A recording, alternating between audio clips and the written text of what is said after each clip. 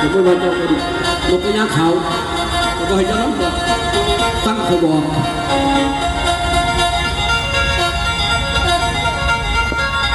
ลำลองกับลำมูเสียงแค้นมาที่พวกพี่กันอันนี้เป็นแค้นลำมูอันนี้มาโนวาในน้องคิดคิดว่ามีมันหลงทานถูกฟังอยู่ทางการหลายปีเดือนละท่านทำงานบนเด็กข่าวต้องได้ยังเหงาคงแถวทงหินหมู่เฮาขอฉลาดลูกเจ้าคนเก่าบอกไปใส่สาวมุดดาคนไข่แม่นผู้ใดก็คงยังรู้ยืนหยัดสู้วงการบริเปลี่ยนทุกเชียนก่อนขนาดไข่ดุยันมวยผู้ทางเคยเป็นหลักของเป็นหลักแม่ฟังอีกไม่รอคนหลานหลังจากหนีไปนานห่างแม้ที่ห่างขวนใจของสาวบ้านยังเล่าเจ้า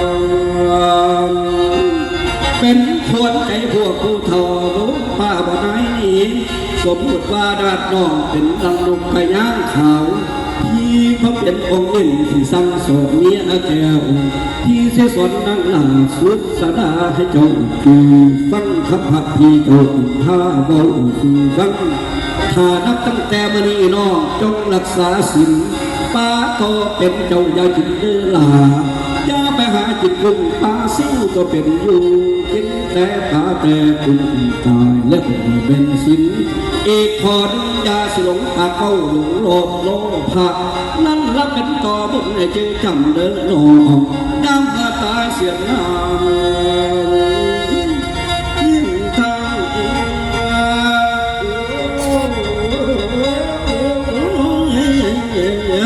ได้ซ่อนเพียงเสร็จทำมีบัตรหาน้องตายแล้วเดี๋ยวห่วงชายส่วนว่าอายจนที่องอินเพสิพินกับผู้ทิ้งที่สองแย้มน้ำนองที่แสดงน้ำลาสุดสดาเมียของเพียงนางนางคำคำเทขอสั่งไว้ทอนี้โอ้ยกับมันโอ้แม่นใส่ใจแต่คำแท้ก็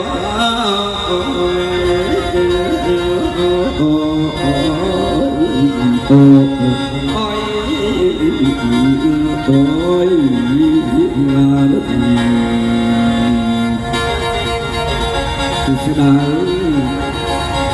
นับตั้งแต่เมื่อนี้งานจงรักษาศีลปลาโตเป็นเจ้าให้กินเนื้อนองอย่าไปหากินกุ้งปลาสู้ก็เป็นอยู่กินแต่ปลาแต่บุ้งตายแล้วเป็นศีลอีกพอหนึ่งจังสหลงโลภะหลงโลภโลภะนั่นละเป็นโตบุญให้จีจำเดินออก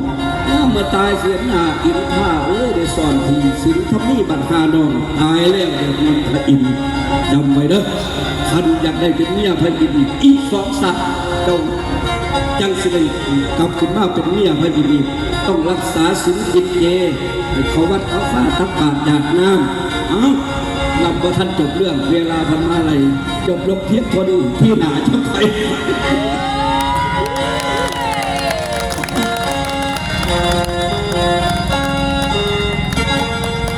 สองเพื่อนกับประจบเรื่อง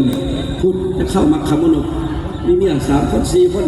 เอาผู้ใดจะเป็นพระอินทร์มีเมีย4 คนเด้อผู้ใดก็ว่าจะผมจะเป็นผัวอังคณาก็เป็นผัวเด้อ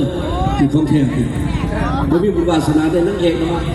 บานเย็นมาล่ำกับผมมาเขาก็บ่มาเขาสมัยแพ้กับผมมาเขาก็บ่มาเขาอังคณาบ่มาเขาก็บ่มาเขา